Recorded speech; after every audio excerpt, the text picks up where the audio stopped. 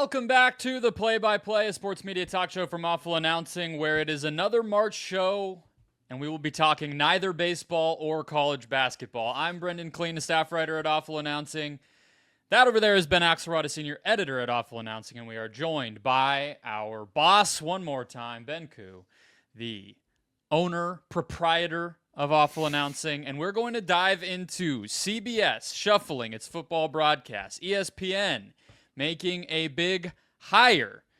But first, the story that I begged Ben to not talk about, and instead we are leading the show with it because that is how big it got. Stephen A. Smith versus LeBron James goes absolutely off the rails with a little help from Pat McAfee in Indianapolis. I'm going to have to do the Axe Ben thing again today because we got two Bens on the show. But Axe, what is the biggest fallout from this debacle? We've talked about it already on the show. That is how long it has lasted. I think actually multiple shows ago, we already have touched on this. But then, as I mentioned, McAfee hosts LeBron James for an hour-long sit-down where LeBron ratchets up the language, the stakes, the everything of this. And, of course, Stephen A. responds, and that creates another week of content for the whole sports media world. So what do you feel like is the thing that sticks out, that is going to really matter, that you think we should start with from this saga? The thing that stands out to me is this should be a more interesting story. Like I wrote in one of the dozens of things I've written about this, like this should be our Super Bowl. Like this is the most famous athlete of our generation feuding with ESPN's biggest star in a way that, like, I can't really think of a parallel as far as something in sports media history. And it's not particularly interesting. It's not particularly exciting. It's not funny. Like everybody looks bad. To go back to what you referenced when you were leading us off here, you messaged me last week and you said, "Hey, I hope we're on the same page here that I don't want to talk about this." And I was honest with you. And I was like, I don't either, but it also kind of feels like doing a sports media news podcast. This would be like an NBA podcast, not talking about the Luka trade just because of the names that are involved. And like, this is a really big sports media story, but it's risen to the point where random people in my life are asking me about it. That's how big of a story this is. So you're right. Yeah, like that's it. I think we have to talk about it, but I don't like have a particularly good way to talk about it. Like I think everybody looks bad. I think that everybody looks childish. I think it's insane that like when you just like read the transcripts of what they're saying, that it's a 58-year-old man and a 40-year-old man saying these things. It's just it's an absurd story. So I guess that's what stands out to me is like, once you get past the shock factor that this is happening, which we've been dealing with for over a month now, dating back to their on-court confrontation at the Lakers game, there's just really like not a lot to this other than like big egos trying to hurt big egos. What do you think, Ben? I think LeBron is this unique athlete that we've never seen before, and I'm curious to see what happens if and when he retires, where there are so many media members that you can go, are they pro or con? Like, are they for or against LeBron? And we can think of like Nick Wright or Stephen A. Smith or now Pat McAfee, and we had Skip Bayless. And if I said, what does Mike Greenberg think of Josh Allen? You'd be like, I don't really know. There's no athlete where it's like a voting thing. And so LeBron has like existed in this ecosystem where if you cover basketball a lot, you are almost on the record with your like thoughts on him, on Jordan versus LeBron, his, cultural and political stances. And so with Stephen A. having this adversarial, point in his coverage of LeBron, McAfee to get him for 1 hour is such a flex on the autonomy he has for his show. Where if LeBron was going to offer himself up to any other ESPN platform, First Take or whatever, there are so many preconditions and negotiations that happen behind the scenes that ESPN might not even really entertain that conversation. They still have kind of a bad look from the decision. But Pat McAfee doesn't have to really inform ESPN, can just have those conversations. Could there have been some type of financial component? We don't really know because Pat McAfee pays people to be guests. Sometimes he's plugging things, and it seems like it's sponsored to some degree. So, to me, LeBron was shrewd in thinking of. He was very thoughtful in booking that appearance and getting as much mileage as he could from that appearance. Yeah, I definitely want to circle back to the ESPN politics side of it. But to me, I feel like what stuck out to me, because this was, you mentioned like promoting something. This theoretically was also the media tour to promote LeBron's podcast, Mind the Game, which had been announced the same week that all of this was being reignited with that McAfee sit down. And I watched back like 20 minutes of it today because I hadn't actually watched the entire thing.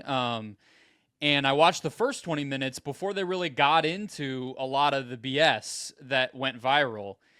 And I think it made LeBron look good. Like, he was pretty humble at the beginning, talking about, like what inspires him, about, his journey and all that sort of traditional athlete stuff. But as you guys both said, like, somewhat noteworthy because LeBron doesn't do a lot of these interviews. So it kind of was cool. And maybe it was good promo for the podcast. But then by the time you get to the end, and obviously the stuff that really cut through, it just, from the standpoint of like, if you kind of trace this back, right, to LeBron's comments that weren't even directed at Stephen A., but that Stephen A. decided were about him, about the coverage of the league and the nature of the negativity and the lack of nuance about the actual sport compared to other sport coverage and all that sort of stuff.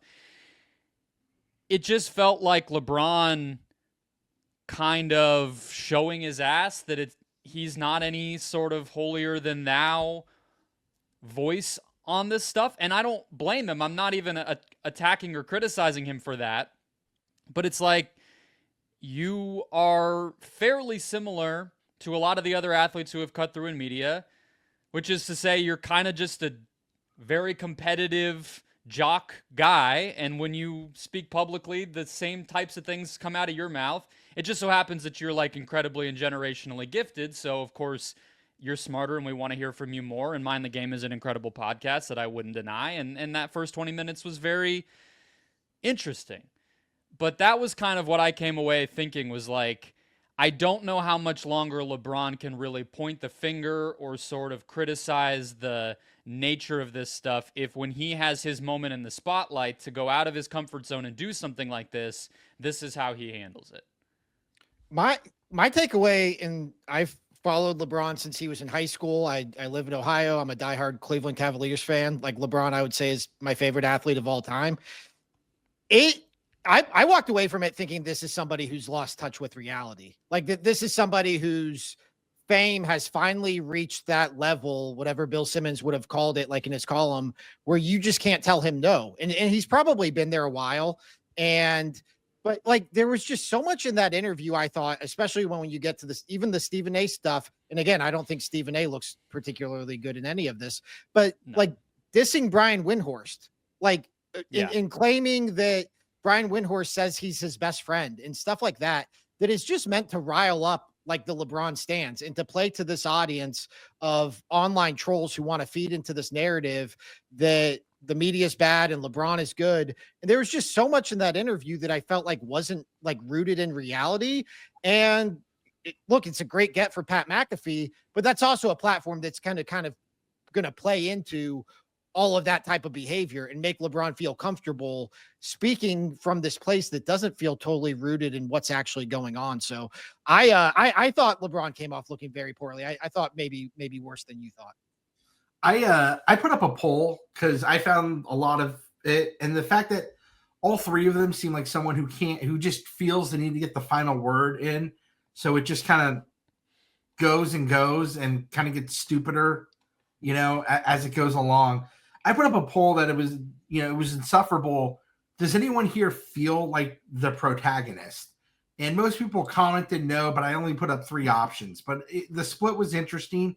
It was neck and neck between LeBron and Stephen A. Smith being protagonists somehow, even though they're opposed. And McAfee was at 20%. So it was like 40, 40, 20, which was interesting because I do think that platform was good. I think McAfee showed his influence there.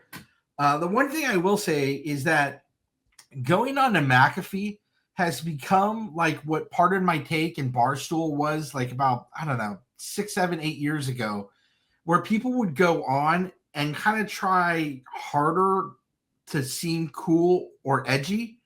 And we saw some people say some things and they would get like fired from their job. Yeah. And we've kind of seen that go away. But like I this might be a little bit before Brendon's time. I don't know if he's like a Seinfeld guy, but McAfee to a lot of people has become Elaine's boyfriend for one episode, Tony, who is kind of like a badass. He tells people to step off and he gets free pie, is what George says, as is cool. But there's this like scene where George is sitting with Tony and he's beginning to develop a man crush for Elaine's boyfriend. And while Tony's talking, he's got his hat backwards.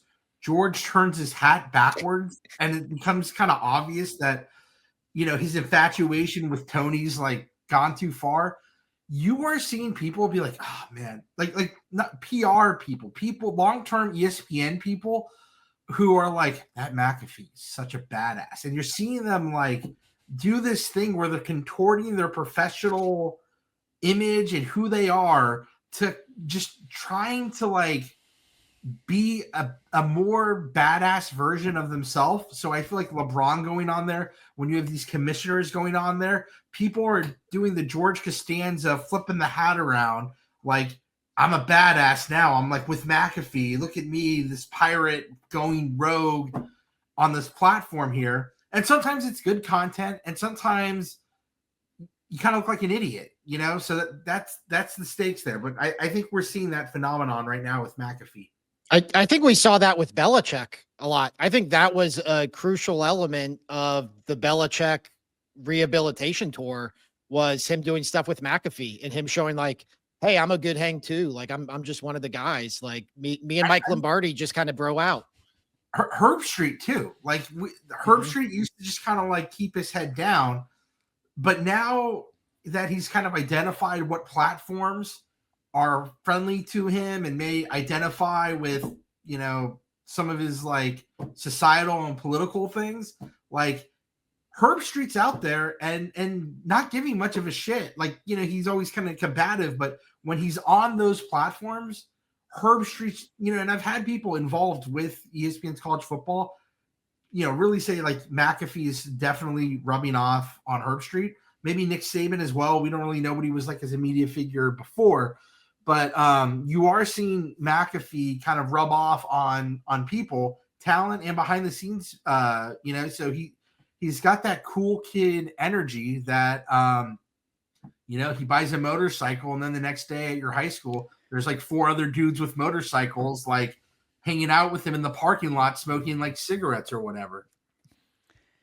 I think that, okay, so like mine and Ben's frustrations with LeBron aside, I do think that his motives here are pretty obvious. Like he's a guy who has, for the most part, kept quiet about whatever issues and problems he might have with NBA media on the whole or individual commentators, whatever. And so, wanting to kind of set the record straight, promoting his podcast, getting the last word in. We've kind of like gone around, but for Stephen A, is it just as blatant as like attention and noise? Like, is there any end game to try to give Stephen A some credit here as to what he's even trying to do outside of defend himself and get attention, Ben?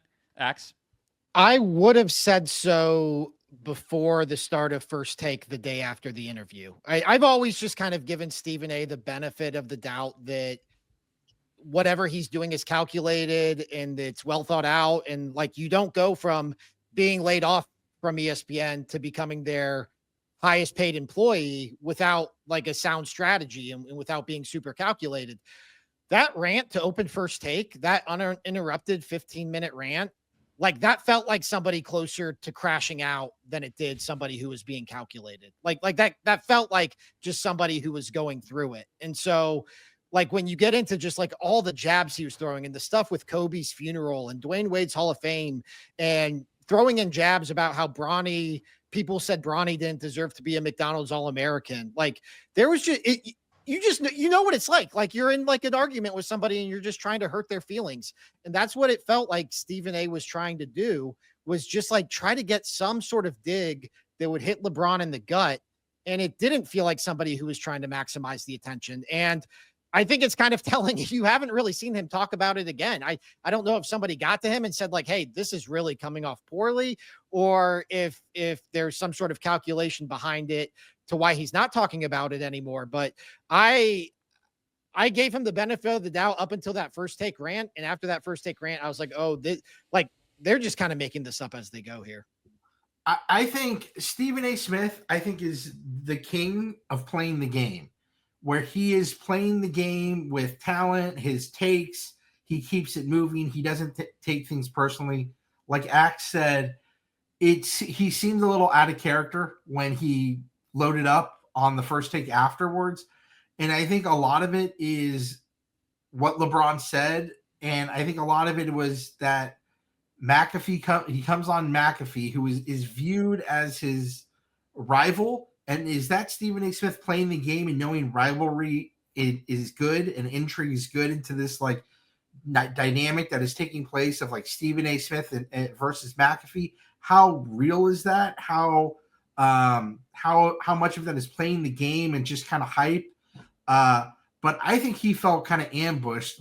Here are two of my ex-girlfriends meeting up and just talking shit about me. You know, like I think he felt that if LeBron was just to lay into him on a podcast or whatever, that's one thing. But he goes on to McAfee the hour after me, so I have to kind of sit on this for a full day.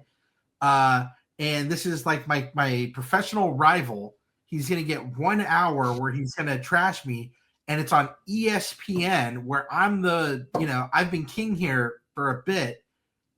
I think it's one of the few things really that we've seen kind of break Stephen A's facade. Well, think about this too. It wasn't just that it was on ESPN. Think about how much ESPN was promoting that interview, where the biggest headline is LeBron James dishes on Stephen A. Smith.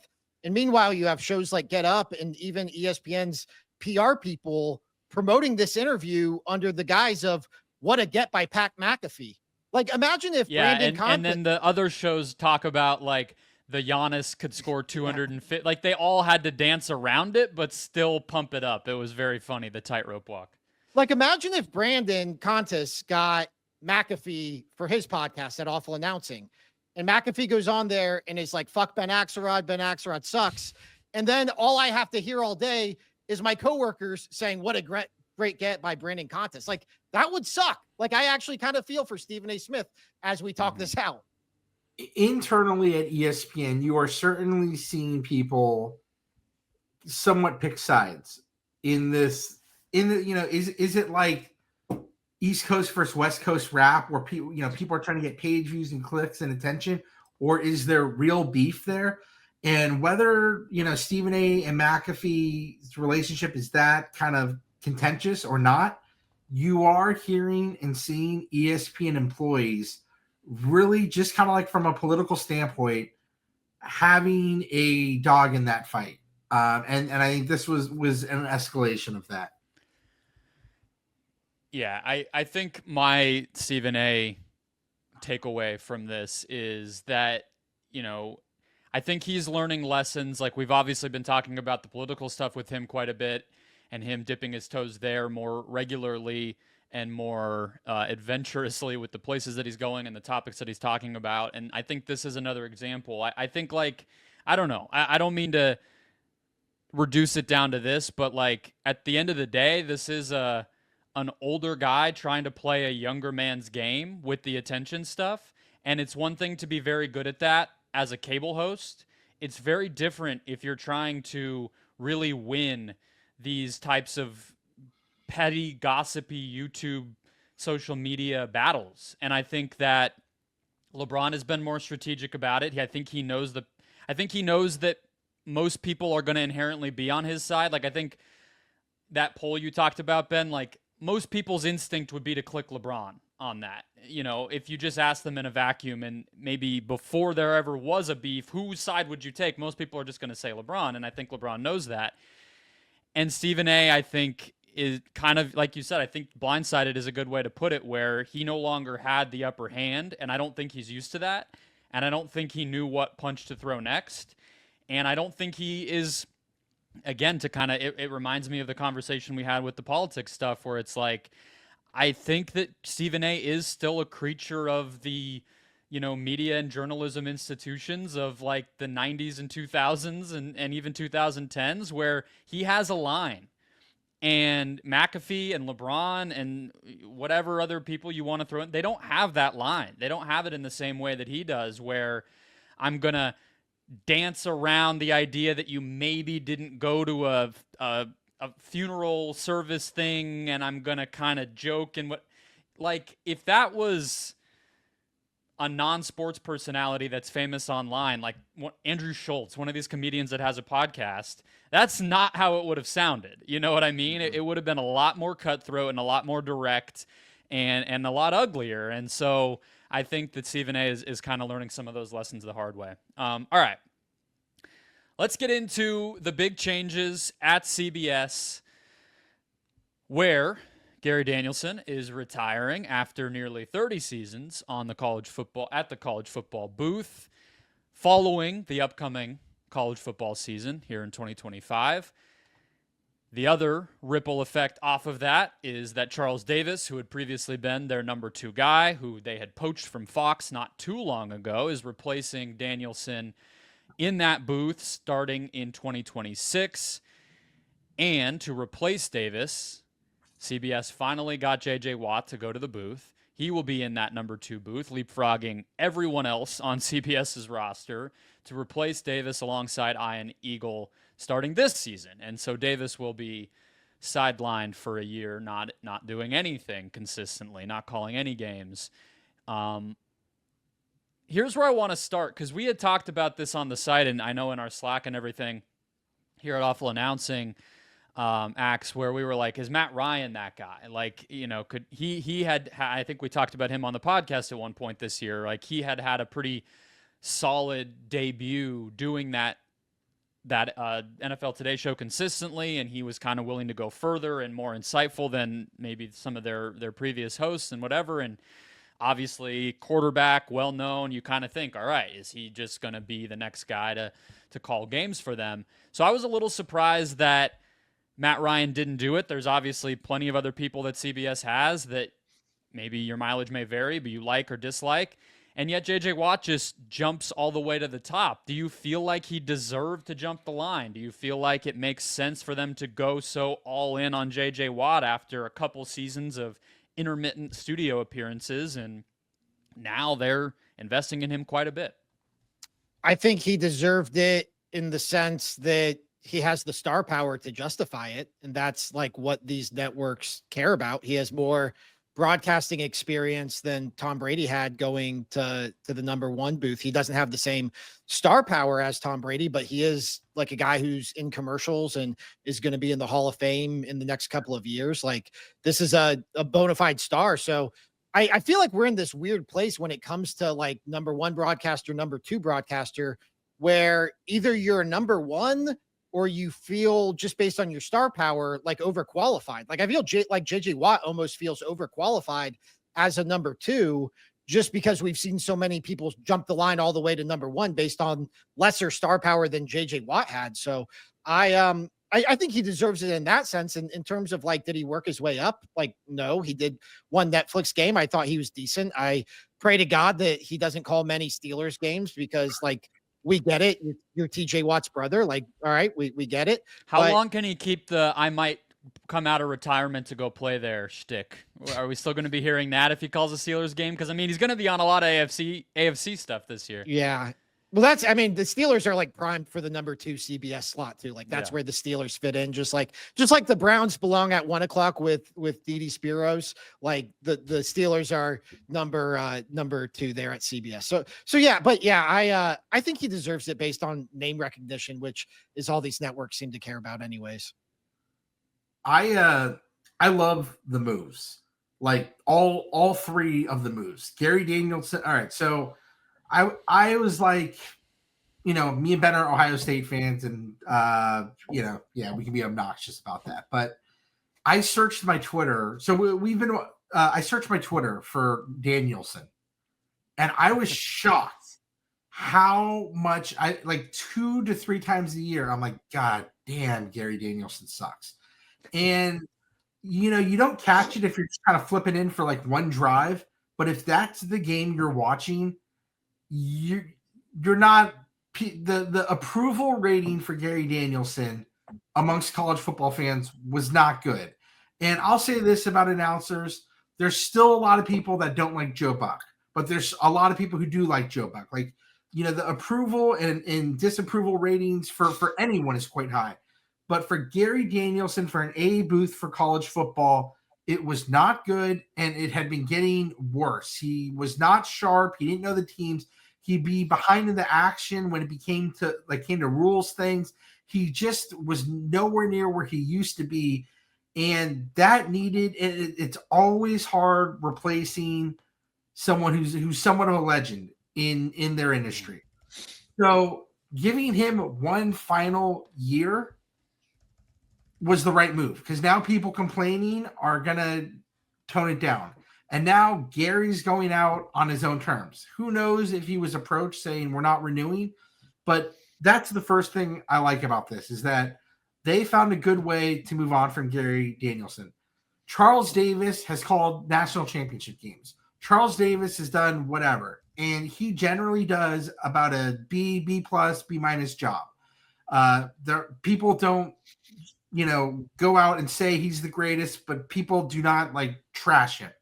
And it's a little bit of a demotion for him, but it's little enough where it's not like a news story. Charles Davis demoted is not the headline.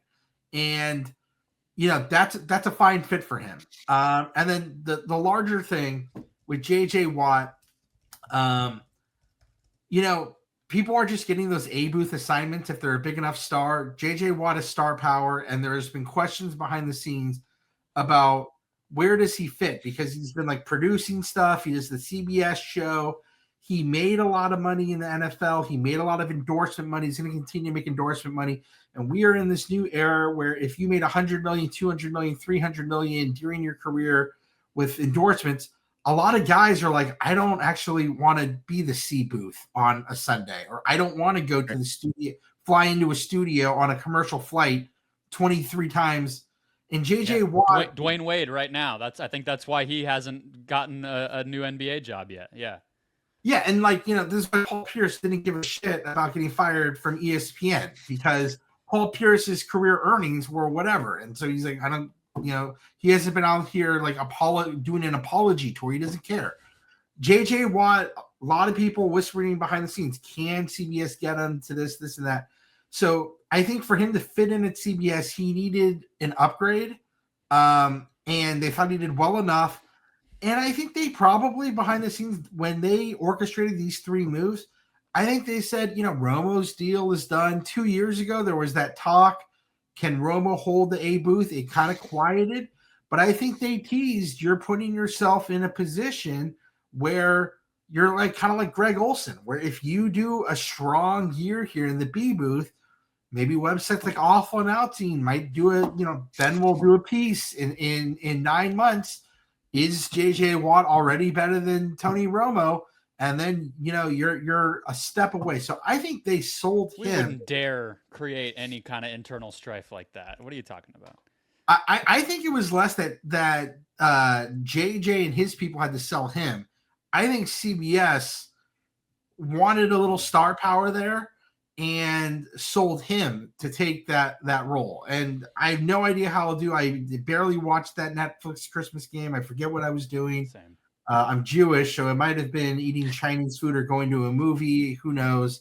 But yeah, I like all three moves, and I think the way that they coordinated them speaks to like good culture, good management, that we didn't have things splash out in leaks, and we don't have sour grapes of Charles Davis be like, why am I doing, it's smooth and quiet. And here's me going like, yeah, I like this. And the best news of all is Gary Danielson is riding off into the sunset, and I don't have to tweet 10 more times about how he's like getting worse.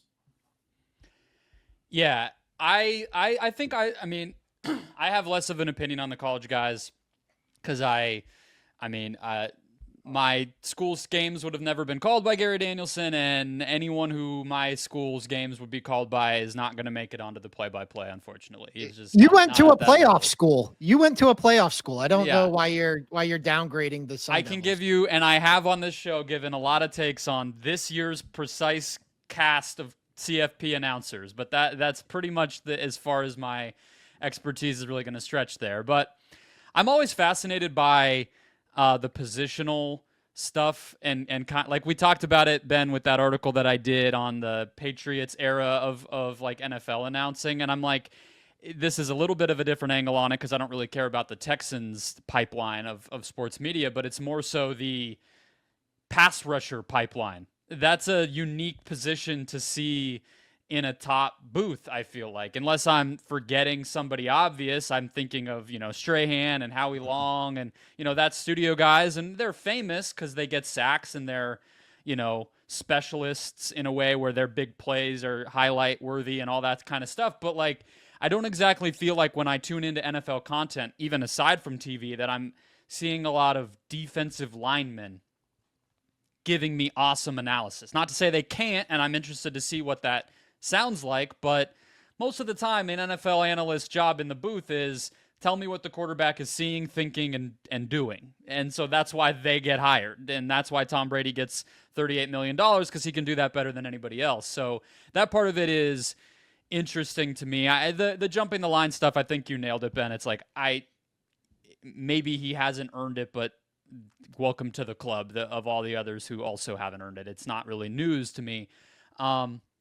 But I think the Romo angle is the other part of this that we should hammer a little bit harder, because Andrew Marchand has already kind of been on top of this, which makes me think that he's hearing it from people around that situation, whether that's Romo's camp or Watts or just CBS Sports in general. And then you also kind of have like the overarching thing when you talk about the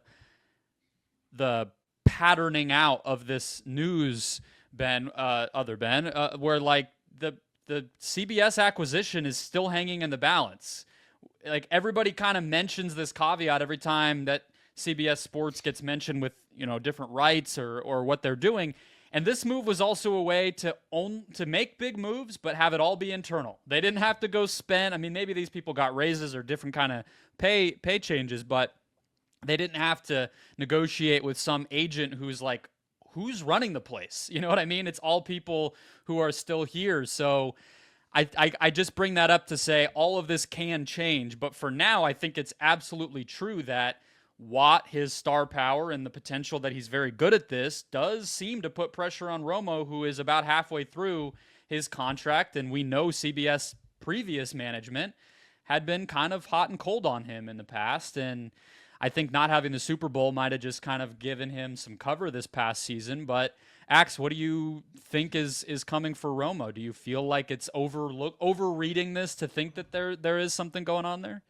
Not at all. I think, it's been frustrating at times when we've talked about these type of stories in terms of analysts and where they could wind up when it comes to the NFL, because all of the top booths seem pretty secure for the foreseeable future.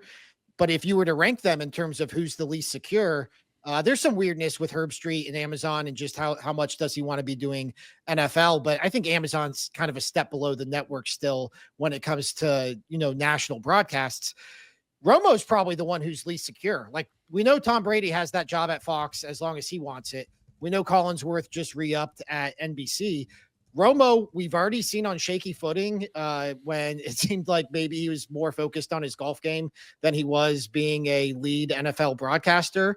And he kind of, rose back up to prominence here these last couple of years, but the gap between Tony Romo and JJ Watt in terms of star power is, I think, negligible. Like, maybe Tony Romo has on him that he played for the Cowboys and that he was a quarterback, but like he also played. We're coming up on 10 years since Tony Romo's last season in the NFL, where JJ Watt. Yeah, when he was playing, there was the tabloid, who he was dating stuff, but now he's just the guy on your TV for all intents and purposes. Yeah, now he's just like a boring ex-quarterback who likes to golf a lot. So like, I think JJ Watt's been out there since his playing days. He's done the McAfee circuit. He's done the Barstool circuit. Like, he's a guy with a following. And so I definitely think, like, if you were to just rank the booths in terms of star power, like Romo and Watt as a 1-2 are pretty close together, even compared to Brady and Olsen, or any of the other networks. So I definitely think this is something like, this is the predominant storyline now for CBS heading into whenever their next Super Bowl is. Ben Koo, the other thing that I wanted to mention, and that I reminded of when you said that the other Ben said that there was a step down for Amazon. They do have 2 playoff games this year. So JJ Watt will be calling a playoff game as part of this package. So he'll be kind of in the spotlight for this 1 year now where they're getting a little bit more shine. But what do you think of the Romo versus Watt? How do you see that playing out? Yeah, that's a great point you bring up. When we look at like what happened to like Booger and like Jason Witten or whatever, and even like the last days of like Phil Simms, the calling for people to lose their job peaks when, especially for the Fox and CBS folks, when it's the only game on, when it's the playoffs. Like, so when Romo is calling games throughout the year, there are other games on. But when all of a sudden there's a 20 million, 30 million, 40 million audience, and we're all watching that game, having run this site for a while, that's, if you have a bad game there, it can be the end of you, and we've seen that. We've seen these big games that, an ESPN only has like 1 playoff game or, 2, whatever. When you go out and you do a playoff game, and if you have some flubs, often that's it. So that's going to be kind of the make or break thing in terms of like the difference between Watt and Romo and the star power. I think Watt's star power is right there. And I meant to mention this. I kind of mentioned it to Axe before we taped. Now, more than ever, and it's getting, you could say better or worse in sports media and in just general pop culture. We are living in the age of celebrity. Celebrity has never been more valued than it is now. And so you kind of asking Romo, Watt, celebrity power, that's where I think Watt slides in better than Matt Ryan. I do think Romo probably still has that star power, but how much of that star power over JJ Watt disappears if he is not broadcasting on CBS? I think it's a negligible difference. And I think if JJ Watt has 1 to 2 years where he is, to many people, if our announcer rankings has JJ Watt better as a better booth than Nance and Romo, if we see that for 2 years and we're closer towards the end of that Romo contract, that talk's going to pick up. I think the other benefit is that he has Ian Eagle, who is, yes, to most people, the best play-by-play person going. I mean, obviously, as you mentioned with Joe Buck, like, everybody has their favorites. I'm a little bit on the side of, with Watt, like the Stugotz from the Dan Le Batard camp of, like, I think it's a little overblown, all of it, as somebody who lived it here at the end of his career with the Arizona Cardinals. You mean like you find him annoying? I find him to be a little empty calories, where he is he's telegenic, sure. He's, handsome All-American guy, great, married to a fellow athlete. He's out there investing in this, promising to, with the keeper clean sheet streak thing with his soccer team. Okay, ha ha ha, JJ Watt's great. But I just could take it or leave it. So I'm curious to see. And also to clean up the thing I was trying to say about the playoffs, I meant to say Amazon has 2 playoff games, so that made me curious. But obviously JJ Watt with CBS will get the playoff game either Well, way. one thing I'll add is from the business perspective, I talked to someone at a network and I was like, people aren't loving Brady. They're giving him all this money. How does this like pencil out on your guys' side? Like, how do you justify this? Like, people don't like him as much as the last guy or 2 guys before. You're paying him more than those people.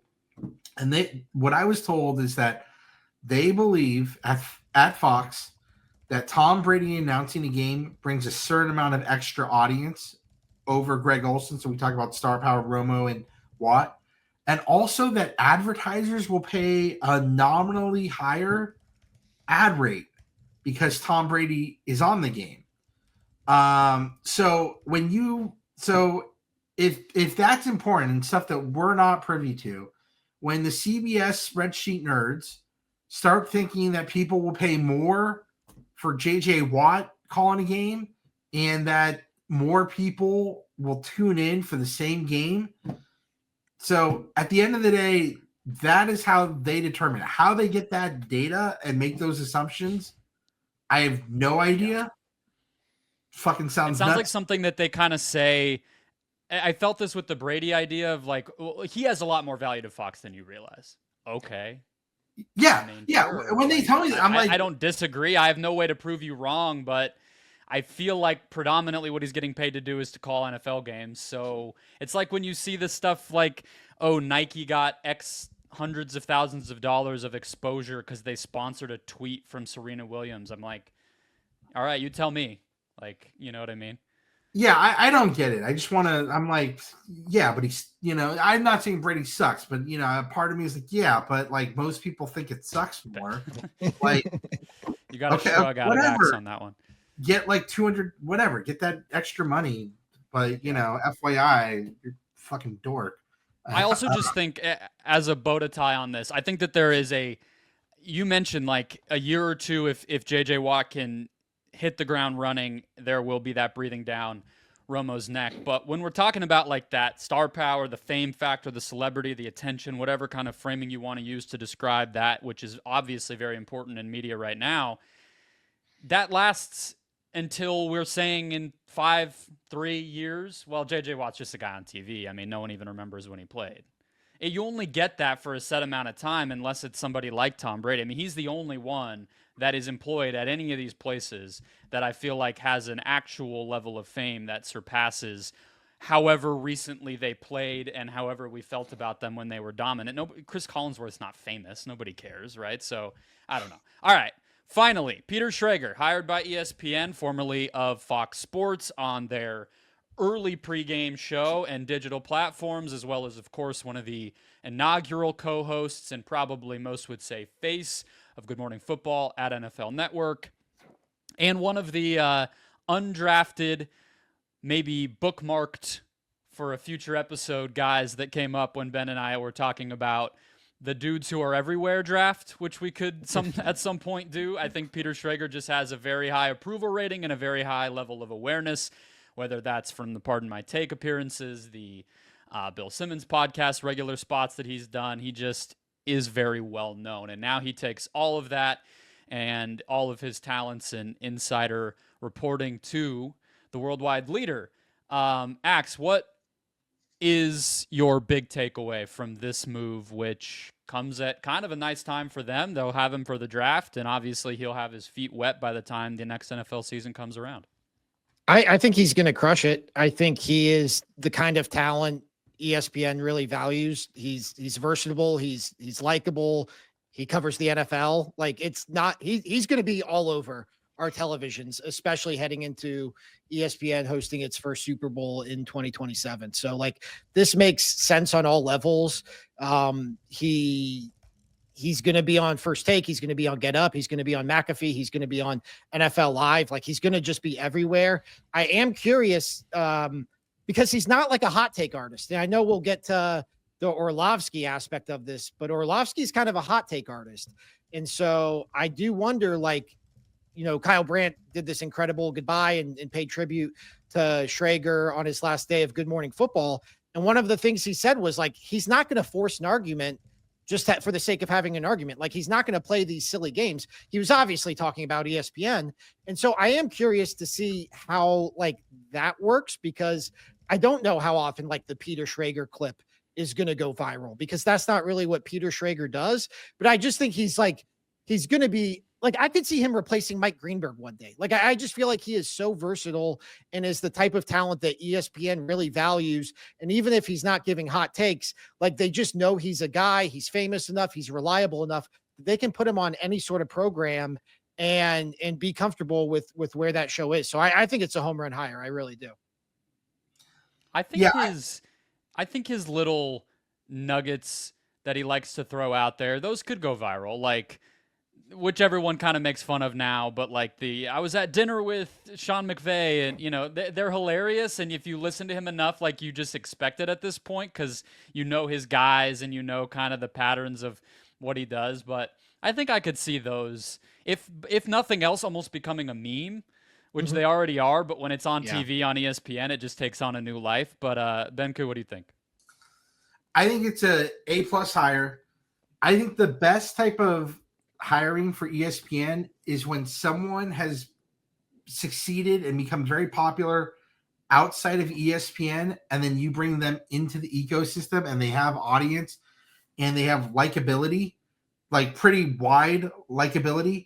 And I think Peter has built a great career off of ESPN, has a lot of people who like him, is very adaptable, gets along with a lot of people, can play a few different roles. And I think to a certain degree, ESPN, especially on the football front, but ESPN in general, has kind of embraced large personalities who have people who love them, but have a lot of people who hate them. If I went through the lineup of ESPN people who comment on the NFL, and I said, why do people dislike Ryan Clark? Why do people dislike Dan Orlovsky? Why do people dislike Mina Kimes? You could be like, oh, it's politics, or they're too much of a homer for this team, or when they were a GM for this team, they actually were terrible. So why do I want to hear their whatever? So there's not that many people who come in as kind of pretty widely well-liked, or maybe not widely well-liked, but with not like this huge, vibrant hate, like cult of haters. And we were talking about earlier when we were talking about the cult, how celebrity hasn't been bigger. The one thing I was going to say about Stephen A. Smith and Pat McAfee, with all the noise that came out there, I was like, God damn it, I like Mike Greenberg and Scott Van Pelt even more, because they don't piss me off and they're on TV a lot. And we just don't hear an endless cycle of shit that goes around 10 spins on the wheel. And, bringing in Schrager, maybe we're trying to carve out a lane of like, hey, I'm likable and I'm smart and I don't piss people off with high frequency. And maybe they realize we just need a guy that doesn't bring with him or develop with him over time 5 million haters that are vocal on social media, It sounds like Schrager is going to be everywhere, so I think that they are counting on him to be popular. They're trying to cash in on that. It's on the press release. It's Get Up. It's First Take. It's the McAfee Show. It's Sports Center. It's podcasts. It's NFL Live. Wherever there is football conversation, it sounds like he will be there. Axe, who out of this group is the most like kind of on a call with their agent, huddling up on their strategy going forward at ESPN after this hire? Dan Orlovsky, Adam Schefter, Mina Kimes, Kevin Clark. Whose lane's in jeopardy? I think Orlovsky. And they don't really fill the same lane. And I know that's been out there. Like, Orlovsky's a film guy and Schrager's an info guy. And they're both white guys. We had a peer that said, you guys need to calm down with your racial coverage, that there can't be two white guys here. So Ben, watch out. We might have someone parachute in here with an article about these comments that you're putting on here. I know Zoom's got bombed during COVID. I think StreamYard's a little safer, so I think we're good. We're not going to have any unexpected guests here.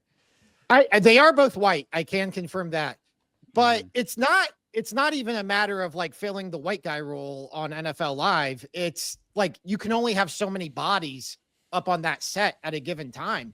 And so, yeah, if he has, like, there's definitely a world where Orlovsky and Peter Schrager both work together on NFL Live. But just the fact that we know Dan Orlovsky is entering free agency, and Dan Orlovsky's role isn't film guy, it's guy who talks about the NFL. I think that's the distinction I make.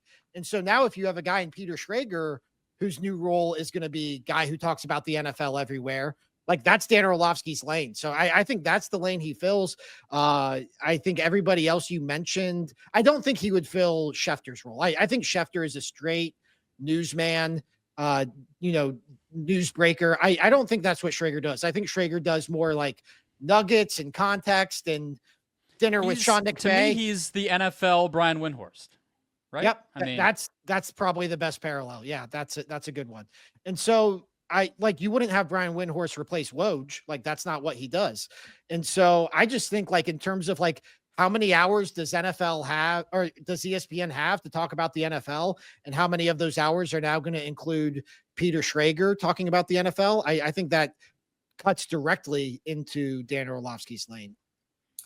I would love, like, I think it makes sense for them both to be retained. And, there's this whispers of Dan going into coaching, which I think, I kind of think he's actively looking at it. I think potentially this is a positive thing. And I think there was a long time ago about like Chris Mortensen and Adam Schefter. When they brought in Schefter, they calmed down Mortensen and they found a way to coexist. This is just vibes here. I feel like an agent would say, Ben, this is stupid. But I think Dan was just on all the time, working his ass off. He talked.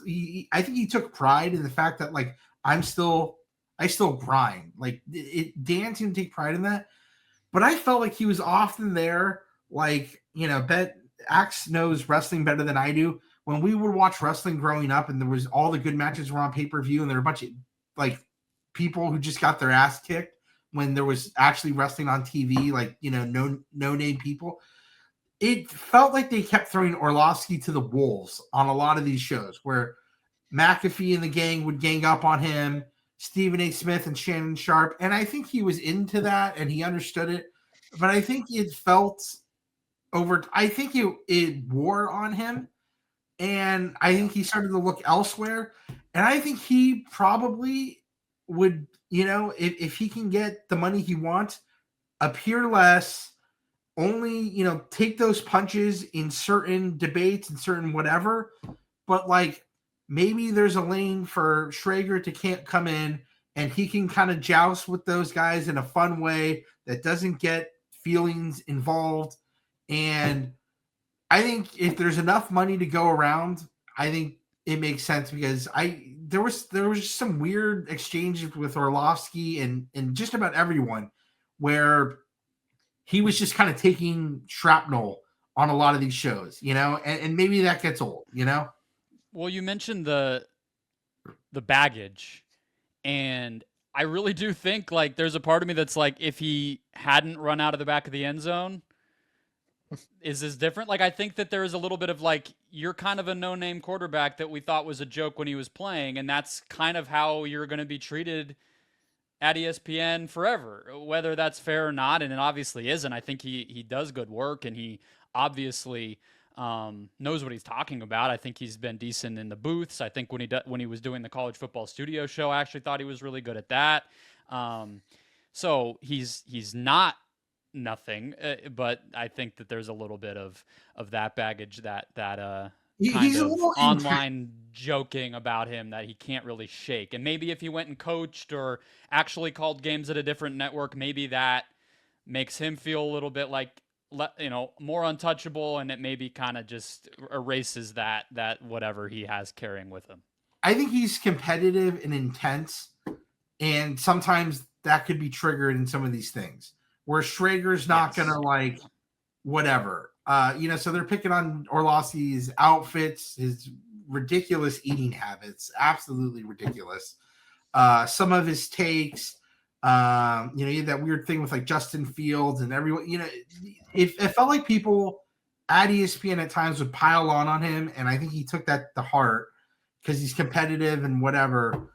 And I think Schrager's not going to get into that space as much. And he does different things, which needs to be said. And there's room for more than 2 white people covering the NFL at ESPN. If our man who writes for another site is out there, we just want to put it out there that is not the take that we have here. But not more than 2, to be clear. Two. Just 2. Just 2. I think, I think that you mentioned that Greenberg thing, Axe. I think that's a good way to put it. Like, I think Get Up could really benefit from more Peter Schrager. For sure. And that kind of gets us to Good Morning Football, which I want to close on because obviously he has experience doing a morning show that talks a lot of football. I mean, that show is already on thin ice, and I feel like with the NFL Network uncertainty, is it going to be purchased by ESPN? Andrew Marchand and John Orand have kind of been on top of the fact that that's seeming more likely. I just think we might be toward the end of Good Morning Football existing, and Get Up might just replace it because NFL Network, for all intents and purposes, won't really exist in its current form, and ESPN's not going to run 2 of these shows, so this might just kind of be the symbolic end, and then maybe the formal end will be later this year or something like that. I mean, when Good Morning Football moved from New York to LA, like I think that kind of told you where this was all heading, because that show, for all intents and purposes, was Peter Schrager and Kyle Brandt. Like, they've been the 2 constants. They are the 2 most forward-facing personalities on that show. They've had multiple hosts. They've had multiple ex-players, but like Schrager and Brandt have been the constants on that show. They very clearly did not want to move to LA. They were willing to make the bi-coastal thing work. But like when Schrager left, I don't think anybody was surprised. And even the goodbye, like as emotional as it was to a degree, because that's how that show kind of is. It's kind of a feely show. Like it wasn't as emotional as I was anticipating it being, because I think everybody was just like, yeah, like it's time to move on. And that's like if it came out later this week, and we obviously have no inside info on this, but if it came out later this week that Kyle Brandt was leaving too, would that shock anybody? It wouldn't shock me.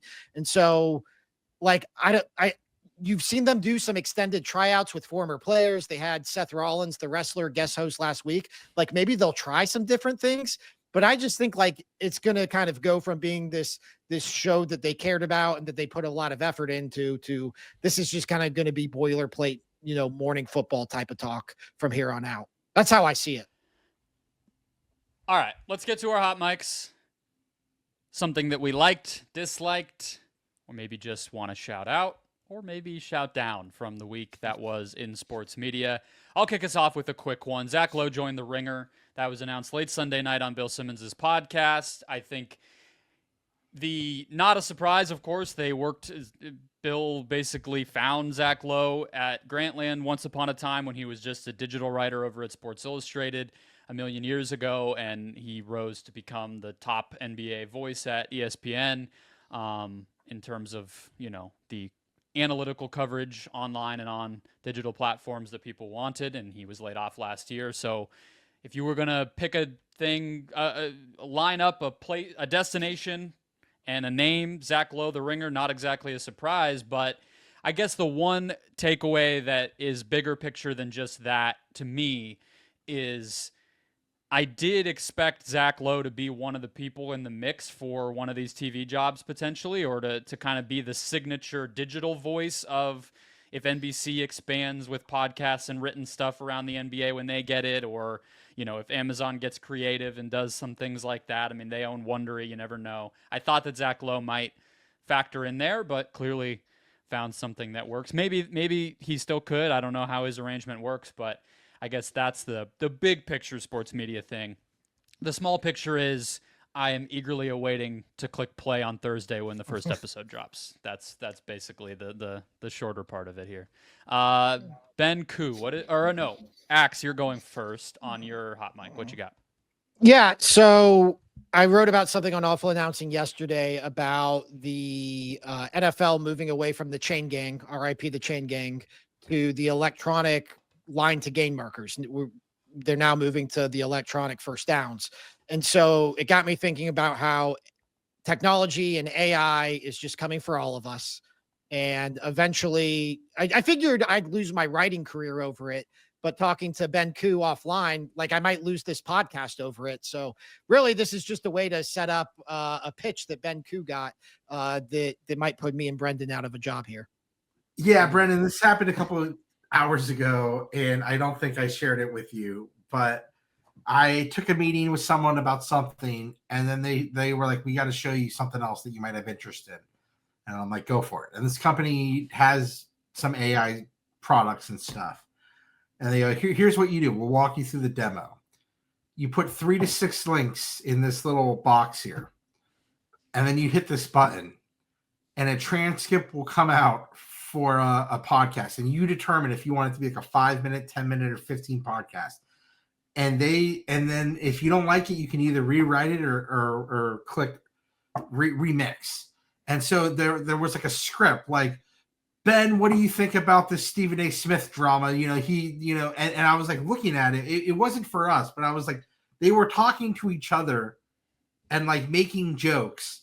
And that was the whole idea, is that you can outsource your podcast. And I'm like, so who are these people talking? They're like, those are people that have agreed to have their voices cloned. And we've gone through that process. So it was basically pitched to me like robot AI podcast, and you just tell them what to like read over. And I was like, oh my God, like, who is this? I was very whatever. So to be honest, they were like, if you send us some links, we'll give you one test one for free. So I might take them up on that and just hear what AI. So we're off next week. That'll be the place filler. That'll be next week's show.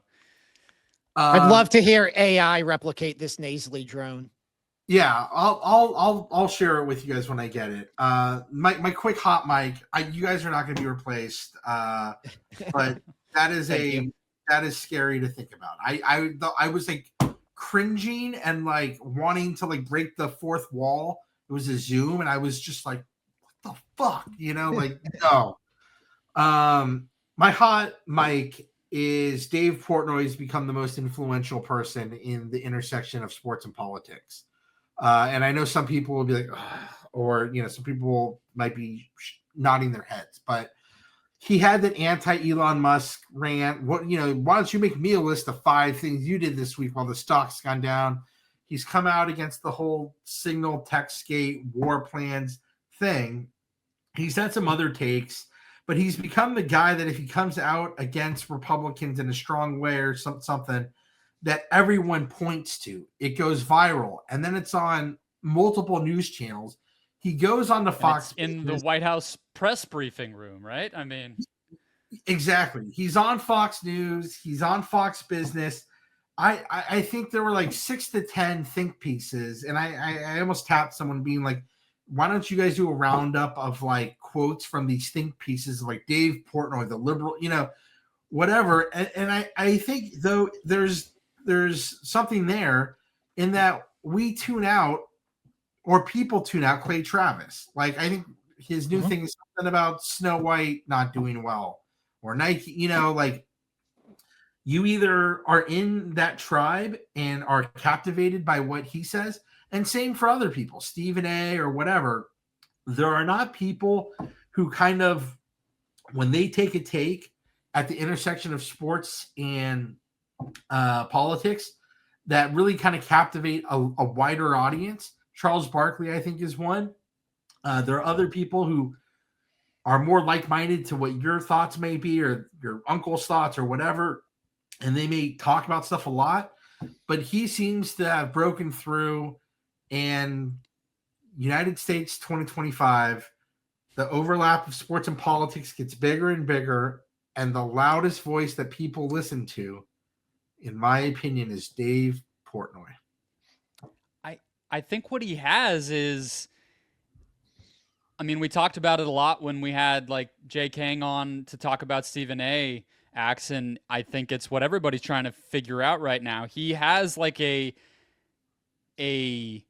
independent streak that is coupled with a credibility that feels like he actually pays attention, right? Mm-hmm. So Portnoy's not saying things, at least the way that it comes across to people, and even me who may not agree with him on certain things, but I probably do on others.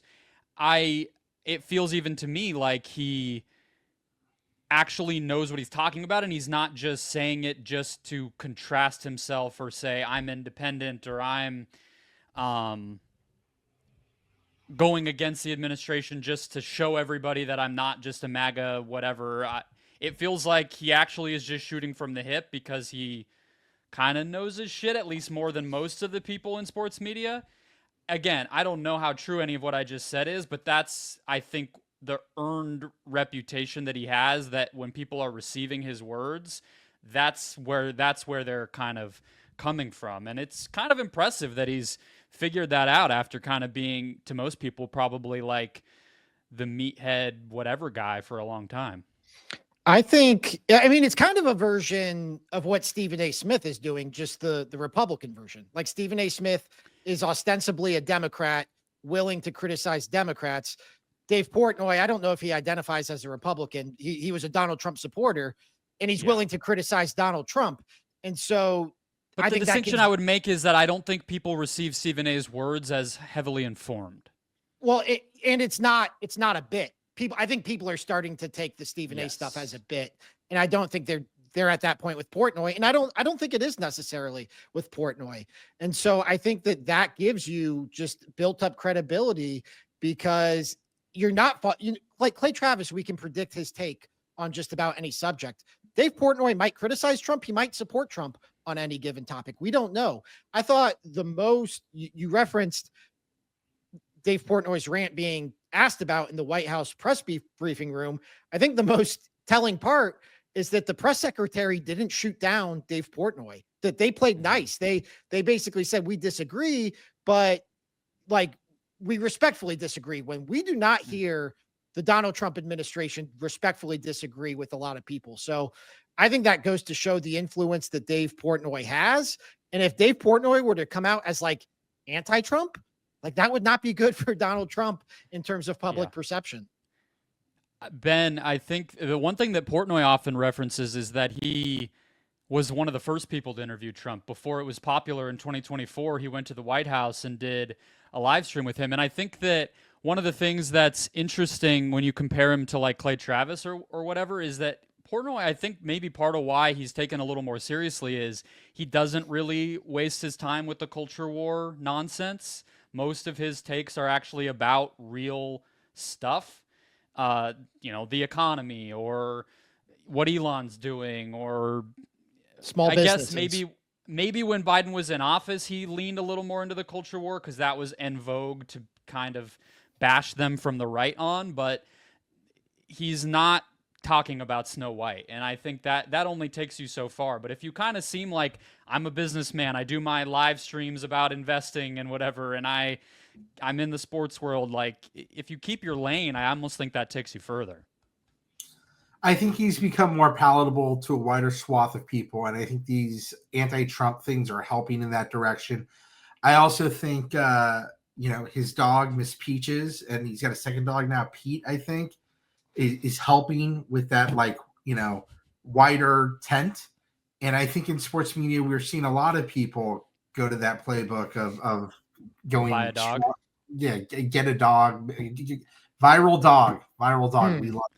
Shohei Ohtani really, I think, maybe was the first one to show us the way there. All right.